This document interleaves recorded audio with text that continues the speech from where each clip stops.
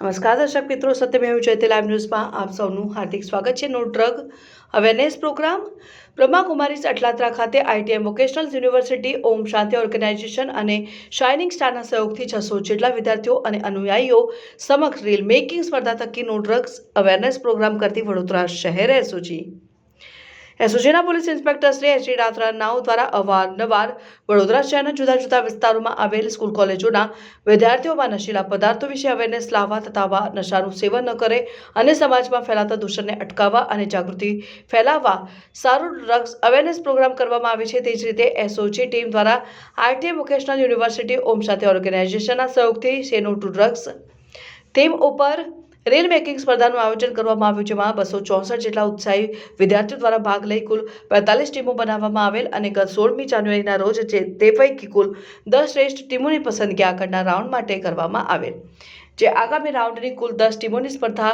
અટલાદરા ખાતે આવેલ બ્રહ્માકુમારીઝ ખાતે 600 જેટલા વિદ્યાર્થીઓ, બ્રહ્માકુમારીઝના અનુયાયીઓ અને પોલીસ સ્ટાફ સમક્ષ યોજાયો હતો। જે કાર્યક્રમમાં માનનીય પોલીસ કમિશનર શ્રી નરસિંહ કોમર સાહેબ શ્રી હાજર રહેલ અને ભાગ લીધેલ ટીમો પૈકી 3 શ્રેષ્ઠ ટીમોને વિજેતા જાહેર કરી પ્રથમ, દ્વિતીય અને તૃતીય ટીમોને ₹51,000, ₹31,000 અને ₹11,000 રકમ ઇનામ પેટે આપવામાં આવેલ।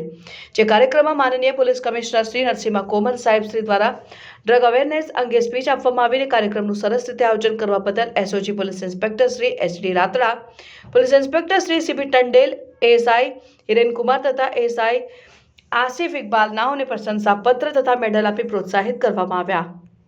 વ્યસન મુક્ત ભારત અભિયાનના ભાગરૂપે વડોદરા શહેરમાં અને સમગ્ર રાજ્યમાં anti drug campaign Gujarat police દ્વારા ચલાવવામાં આવી રહ્યા છે।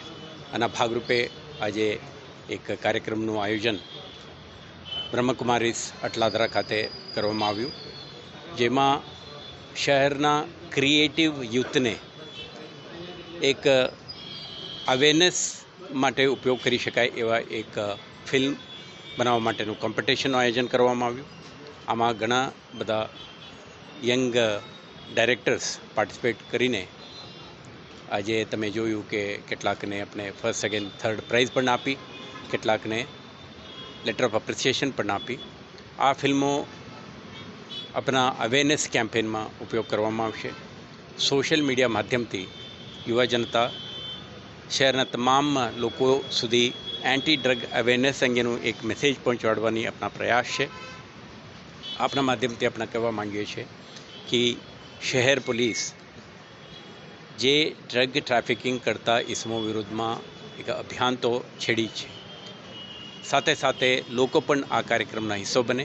દરેક નાગરિક સંકલ્પ કરે, હું ડ્રગનો અબ્યુઝ કરીશ નહીં અને મારા પરિવારજનો, ઇષ્ટમિત્રો પણ આમાં ભાગી બનશે નહીં, અને સાથે સાથે કોઈપણ સમુદાય કે વિસ્તાર કે સમાજના સભ્યો આવા પ્રવૃત્તિમાં સંડોવાયેલ હોય એવા બાબતે જાણકારી પણ પોલીસને આપીશું એવા એક સંકલ્પ કરે તો હું માનું છું કે શહેરમાં ચાલતા આવા પ્રવૃત્તિઓને આપણે સંપૂર્ણ નિયંત્રણમાં લાવી શકીએ, ઇફેક્ટિવ એન્ફોર્સમેન્ટ કરીને યુવા જનતાને આવા પ્રવૃત્તિમાં જે ડિસ્ટ્રેક્ટ થઈને જાય છે એને અટકાવી શકીએ।